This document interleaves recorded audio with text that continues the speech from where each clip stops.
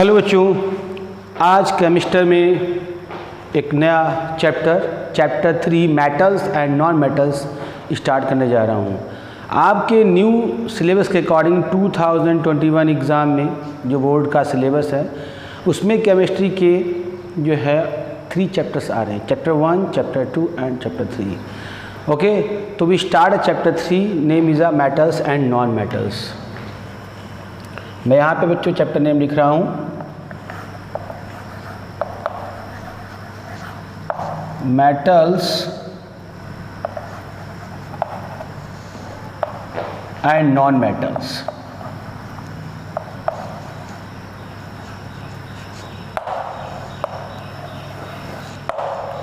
ये आपका चैप्टर बच्चों 3 है।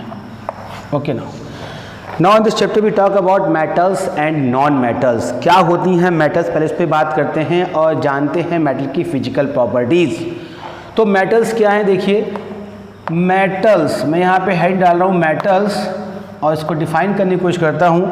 हालांकि आप मेटल्स के विषय में पीछे जूनियर क्लास से पढ़ते आ रहे होंगे, 9th में भी बहुत कुछ बच्चों मेटल्स के विषय में है।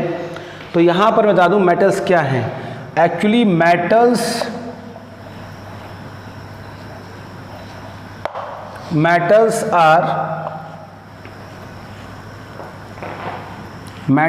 Are lustrous.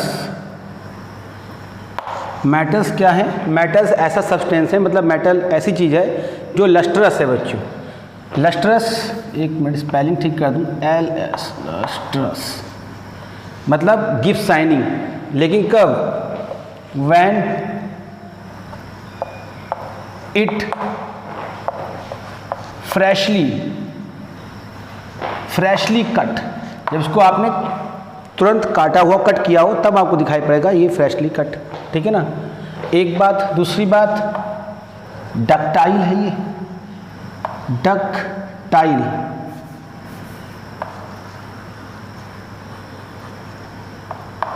डक्टाइल है, एक ऐसा सब्सटेंस। मेटल्स आर सब्सटेंस, कैसा सब्सटेंस, लस्ट्रस।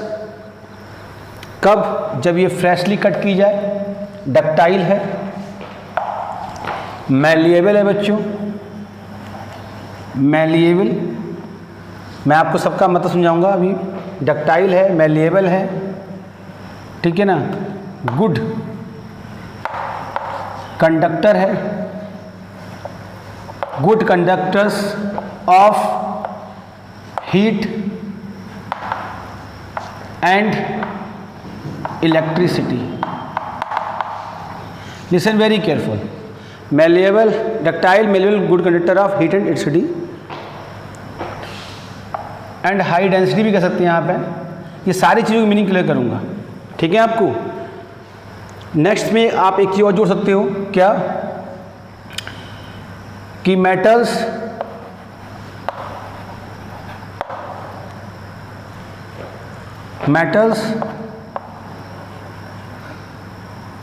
हुज एटम, जिसके जो एटम्स हैं, whose atom, metals whose atom convert into cation,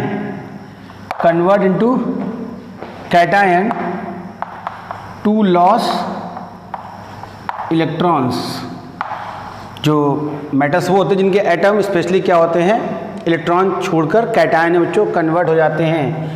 ध्यान देना, हाइड्रोजन यहाँ पे एक्सेप्शंस है। एक्सेप्शंस में क्या है यहाँ पे, हाइड्रोजन नहीं, हाइड्रोजन को आप मेटल नहीं मान सकते। एक्चुअली मेटल क्या है, उसे आप नॉन मेटल भी नहीं मान सकते क्योंकि उसमें दोनों प्रॉपर्टी हैं। तो यहाँ पे आपका एक्सेप्शंस है हाइड्रोजन बच्चों, क्योंकि हाइड्रोजन पॉजिटिव बनाता है और निगेटिव भी, यानी एनायन और कैटायन दोनों बनाता है। ठीक है ना, इसके बारे में आपको हायर क्लास में पढ़ने को मिलेगा। इसके बाद बच्चों बात करते हैं फिजिकल प्रॉपर्टीज़ की, और फिजिकल प्रॉपर्टीज़ में बच्चों सबसे पहले हम देखेंगे फिजिकल अपीयरेंस, या खाली अपीयरेंस कह लीजिए, अपीयरेंस। तो मेटल आपको देखने में कैसे होगी, लस्ट्रस होगी, शाइनिंग वाली होगी। मैं लिख देता हूँ यहाँ पे, अपीयरेंस में क्या है, शाइनिंग अपीयरेंस, बट किस केस में, ठीक है, शाइनिंग अपीयरेंस तो होगा जब ये प्योर फॉर्म में आपको मिलती तब, है ना, फ्रेशली जब आप इसको गेट करते हैं। बट होता क्या है बाद में, एटमॉस्फेयर में नंबर ऑफ आयंस हैं, जैसे सल्फाइड आयंस हैं, कार्बोनेट्स हैं बच्चों, ऑक्साइड है, तो ऑक्सीजन है, कार्बन डाइऑक्साइड है, सल्फर डाइऑक्साइड है, इनसे रिएक्ट करने के बाद मेटल कलर में क्या होती है, डल हो जाती है, ठीक है ना। वैसे अपीयरेंस शाइनिंग है इसका, shining appearance, but after reaction with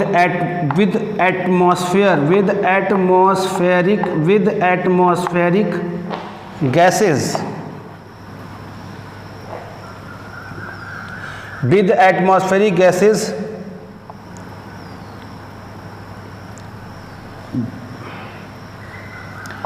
with atmospheric gases like CO2, SO2 and O2, ठीक है ना, deposit a layer of oxides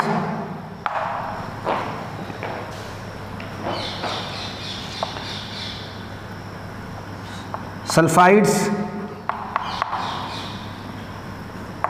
and carbonates,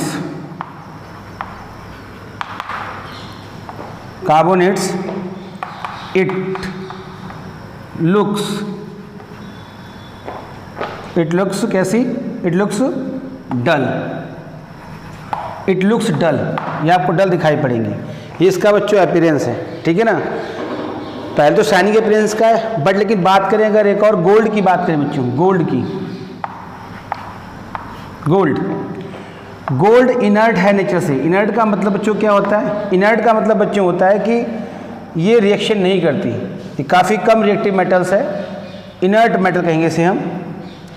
तो due to inert nature, gold का लिख रहा हूँ, गोल्ड क्या है, due to inert nature, due to inert nature, जो ज्वेलरी होती है आपकी, ठीक है ना, ज्वेलरी,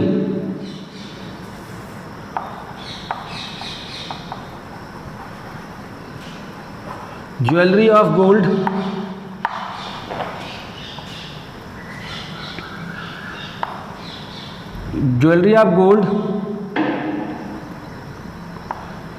डज साइन, चमकती है, डज शाइनिंग कह लीजिए, या डज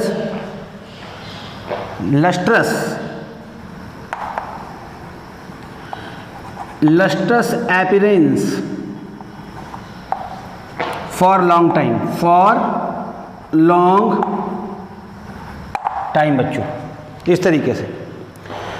तो फिर से बात कीजिए, अपीयरेंस भी क्या है, एक बार फिर से बताता हूँ आपको। मेटल्स कैसी होती हैं, लस्ट्रस होती हैं, जनरली लस्ट्रस ही होती हैं, लेकिन जब इन्हें फ्रेशली कट करें तब आपको दिखाई पड़ेगा, ठीक है ना, क्योंकि ये रिएक्शन कर लेती है ना नंबर ऑफ गैसेस से, तो इनके ऊपर डिफरेंट टाइप की लेयर जमी होती है। मैंने यहाँ बताया हुआ है, लेयर्स कौन सी होती हैं, वो कार्बोनेट की, सल्फाइड की या ऑक्साइड्स की। डक्टाइल होती है, बताएंगे इसके बारे में। मेलेबल होती हैं, good conductor of heat and electricity होती है। मेटल्स वो भी होती हैं, या इनकी एक दूसरी डेफिनेशन है थोड़ा सा, क्या कि उनके एटम कन्वर्ट होकर किस में होते हैं, मेटल्स के जो एटम होते हैं वो कन्वर्ट होते हैं किस में, कैटायन में। कब, जब इलेक्ट्रॉन का लॉस करते हैं। यानी कहने का मतलब मेटल्स जल्दी क्या होती हैं, इलेक्ट्रॉन लॉस करने वाली होती हैं और कैटायन में कन्वर्ट हो जाती हैं। और एक्सेप्शन मैंने हट लगाया हुआ है, क्योंकि इसका भी आप आगे पढ़ेंगे हायर क्लास में, ये थोड़ा सा एक्सेप्शंस है, ठीक है ना। इसी कोई सच जो इसे मेटल्स में रखे कि नॉन मेटल्स में, ये आज तक कभी डिसाइड नहीं हो पाया बच्चों। क्यों नहीं हो पाया, ये सब आगे पढ़ेंगे आप क्लास 11th में। वेल, फिजिकल प्रॉपर्टीज़ की बात करते हैं तो पहले मैंने अपीयरेंस लिया। अपीयरेंस में बताया कि शाइनिंग अपीयरेंस होता है, but due to atmospheric gas से ये रिएक्शन कर लेती हैं मेटल्स। कौन कौन से, CO2, SO2, O2 और भी गैसेस होंगे, तो उनके ऊपर लेयर जो है, अगर O2 से करेंगे तो ऑक्साइड्स वहाँ पे डिपॉजिट्स होगी, अगर CO2 से करेंगे तो कार्बोनेट्स होगी, और SO2 से करेंगे तो कहना कि सल्फाइड्स की लेयर ऊपर उनके डिपोजिट हो जाएगी, जिसकी वजह से उनका जो अपीयरेंस है बच्चों कैसा डल दिखाई पड़ेगा। ठीक है ना, ध्यान समझिएगा। गोल्ड जो है इनर्ट, इसका नेचर कैसा इनर्ट है। ये इनर्ट क्या है, जो रिएक्टिव नहीं होती, तो इसकी वजह से क्या है, जो ज्वेलरी हमारी गोल्ड की बनती है वो काफ़ी लंबे समय तक जो है, काफ़ी लंबे समय तक क्या होता है, कैसी होती है, लस्टर से चमकदार दिखाई पड़ती है। और हम लोग उसका यूज़ तभी तो ज्वेलरी में करते हैं, और इसलिए वजह से गोल्ड महंगा भी है। प्लेटिनियम भी बच्चों बहुत महंगा है, क्योंकि वो भी इनर्ट उसका नेचर होता है प्लेटिनियम का भी। ठीक है ना, सिल्वर भी बहुत ही कम रिएक्टिव होती है, तो सिल्वर भी इसलिए बहुत ही कॉस्टली उसकी भी ज्वेलरी बनती है। बट हाँ, सिल्वर फिर भी जो है गोल्ड के मुकाबले में जल्दी थोड़ा रिएक्शन कर लेती है। ठीक है ना, इसकी आप बच्चों पिक्चर ले लीजिए। ठीक, नेक्स्ट बच्चों हार्डनेस, मैं लगा रहा हूँ यहाँ पे नंबर 2 प्रॉपर्टी हार्डनेस।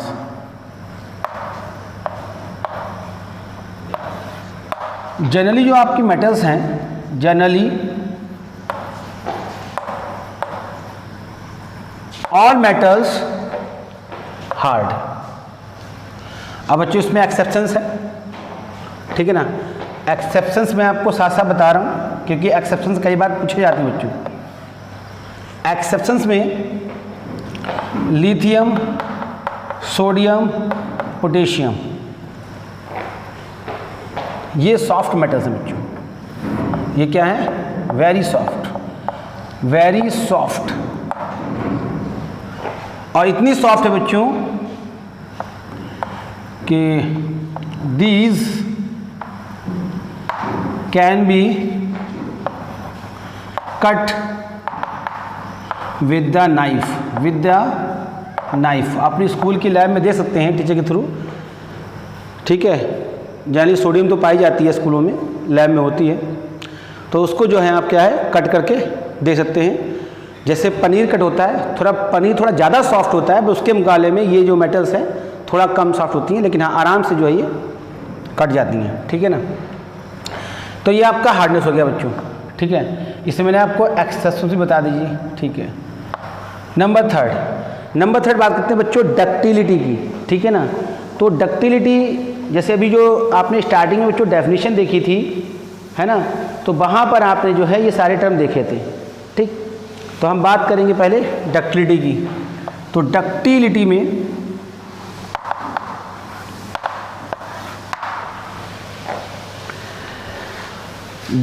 में बच्चों ये क्या है, देखिए समझिए, ये मेटल की एक प्रॉपर्टी है। तो मैं लिख रहा हूँ यहाँ पे a property of metal, a property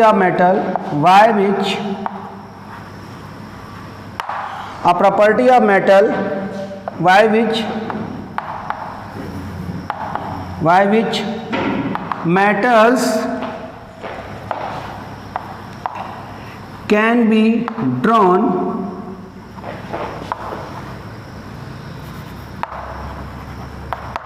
into thin wire, यानी मेटल की ऐसी प्रॉपर्टी जिसके द्वारा मेटल्स को वायर बनाया जाता है, वायर में ड्रॉन खींचा जाता है, यानी उसके वायर बन जाते हैं बच्चों। तो आप जानते हैं अच्छे से हैं कि एल्युमिनियम, कॉपर, ठीक है ना, इनके तो वायर आपने देखे ही हैं, जो बिजली के खंभों पे वायर होते हैं वो एल्युमिनियम के होते हैं बच्चों। ठीक है ना, और कॉपर के वायर भी देखेंगे, नंबर ऑफ सर्किट्स होते हैं, इलेक्ट्रिकल आइटम्स होते हैं, वहाँ पे कॉपर के वायर्स होते हैं। ठीक है ना, टेलीफोनिक वायर भी कॉपर के बने होते हैं, बहुत फाइन वायर्स होते हैं बच्चों। सबसे ज़्यादा सिल्वर के वायर भी होते हैं, गोल्ड के वायर भी होते हैं। सबसे ज़्यादा जो इंपॉर्टेंट थिंग है यहाँ पे, जिससे मोस्ट डक्टाइल, वो क्या है बच्चों, गोल्ड। मैं लिख रहा हूँ यहाँ पे कि यहाँ पे जो गोल्ड है, that is a gold, sorry gold मतलब AU, ये मोस्ट डक्टाइल है, most ductile.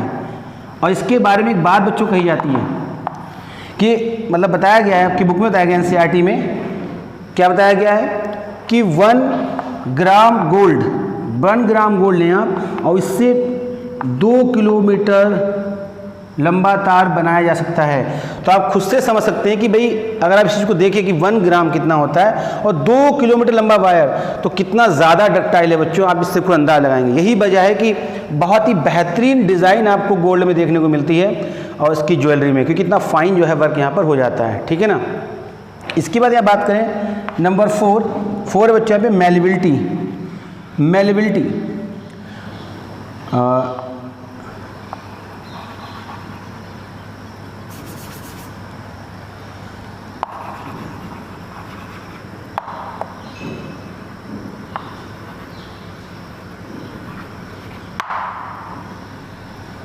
Malleability,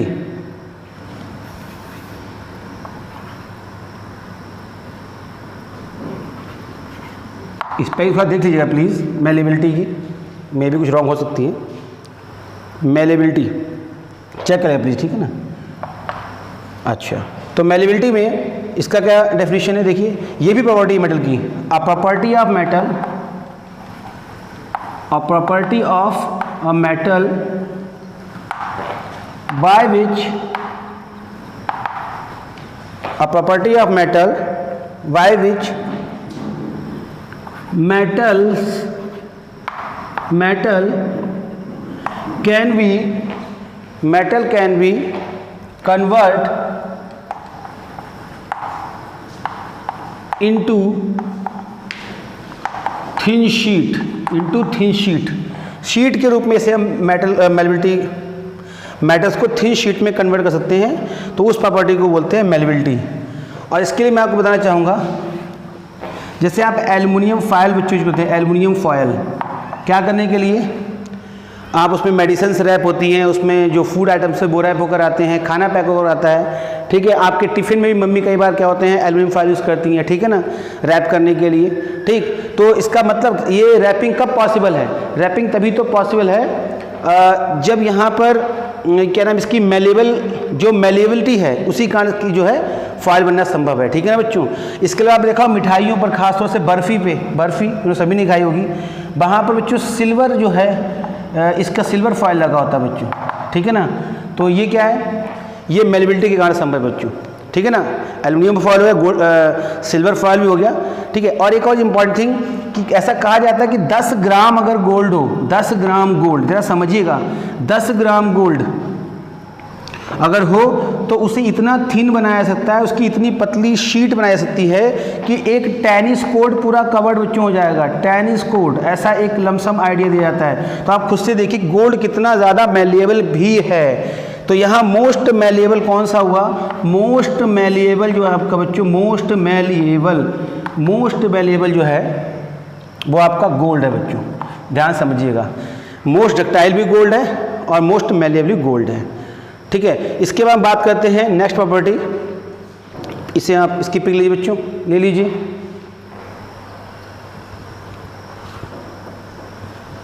okay,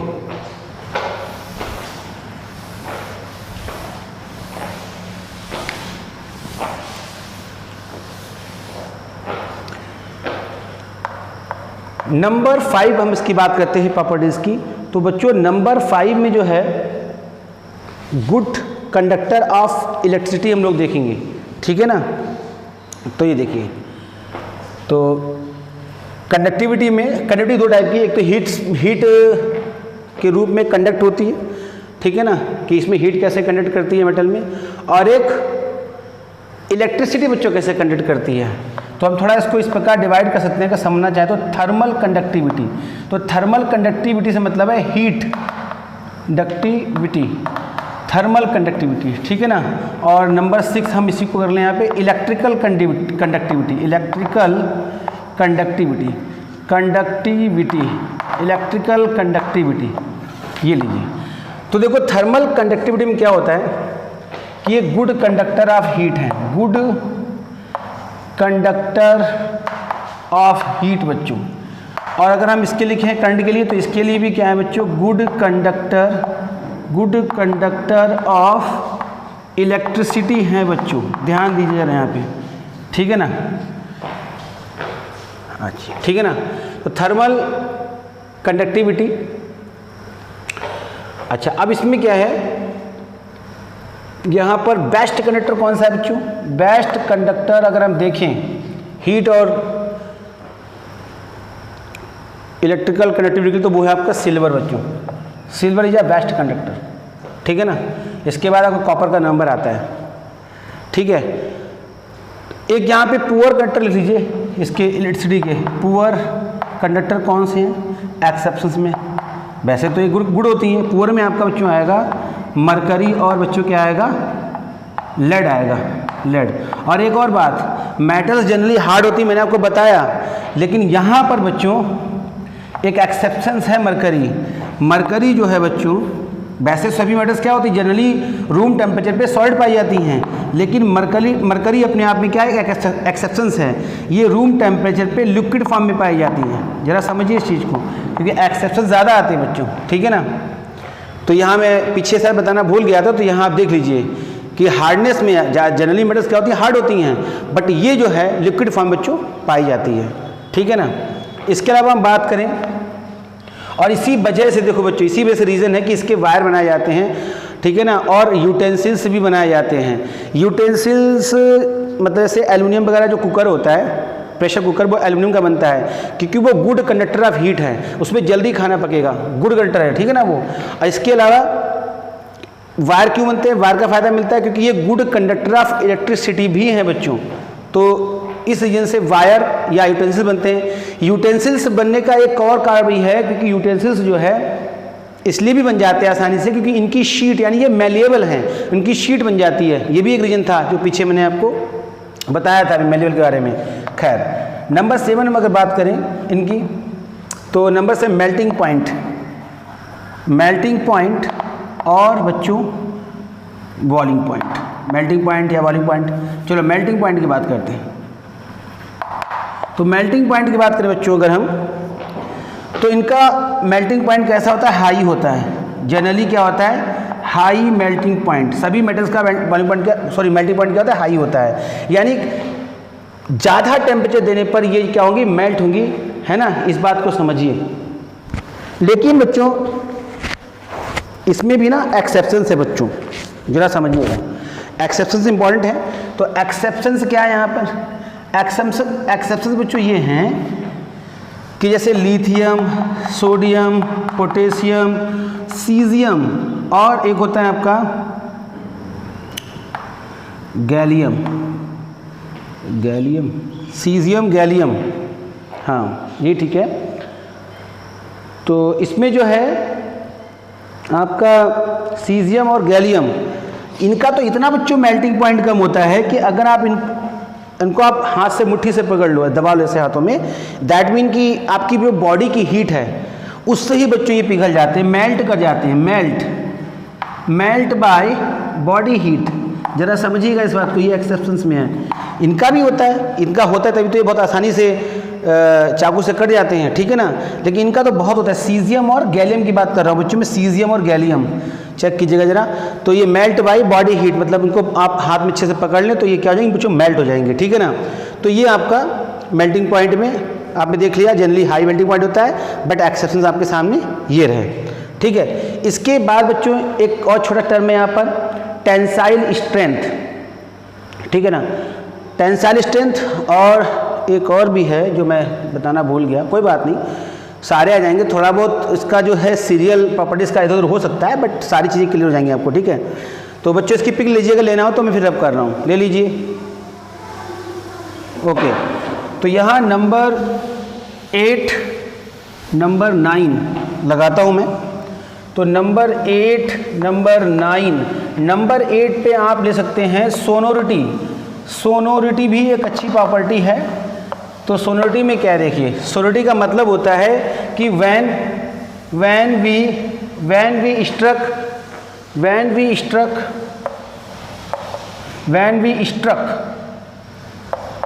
a metal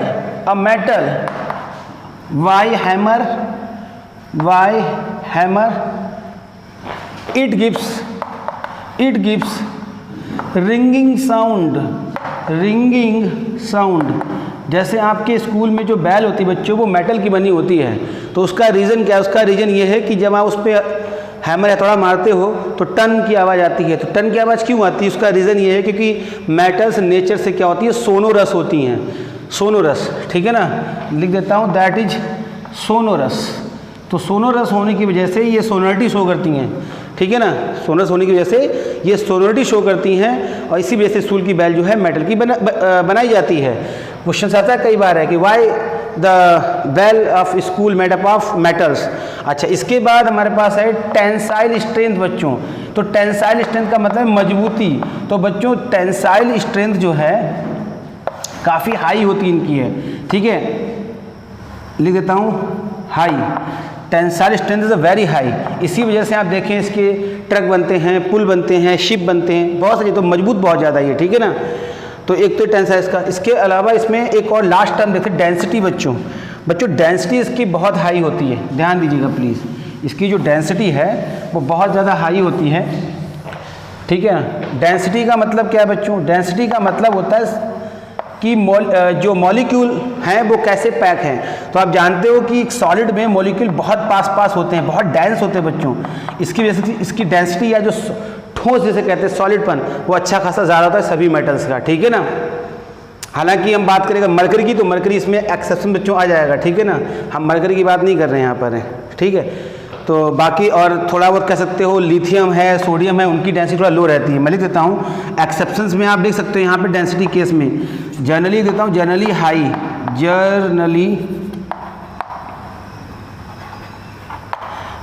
high density बच्चों, जनरली हाई डेंसिटी होती है, ठीक है ना। बट एक्सेप्शंस में लगा दीजिए आप कि लिथियम, सोडियम, पोटेशियम, सीजियम और गैलियम और मरकरी भी लगा दीजिए, ठीक है ना।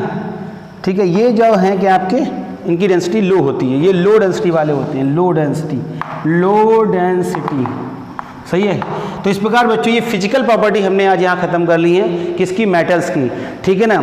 इसके बाद मैं आपको बताऊँगा नॉन मेटल्स की बच्चों फिजिकल प्रॉपर्टी, और साथ साथ एक्सेप्शंस भी हमारे चलते जा रहे हैं। अगर कोई बच्चों एक्सेप्शंस में छूट गया हो तो मैं नेक्स्ट वीडियो में इसको क्लियर कर दूंगा, ठीक है। और बहुत इंपॉर्टेंट चैप्टर है, हालांकि आपका सिलेबस रिड्यूस है तो पूरा चैप्टर आपका नहीं आ रहा है, ठीक है। तो ये आपके लिए कह सकते हैं अच्छी बात है, तो काफ़ी छोटा चैप्टर रहेगा ये, ठीक है ना। तो आज की इस वीडियो में बच्चों आपने मेटल्स की फिजिकल प्रॉपर्टीज़ देखी, ठीक है। नेक्स्ट वीडियो मिलते हैं नॉन मेटल्स की फिजिकल प्रॉपर्टीज के साथ, उसके बाद हम उनकी केमिकल लेसन करेंगे बच्चों, ठीक है। तो अगर अच्छा लगा तो इसे शेयर कीजिए। Thank you, bye bye.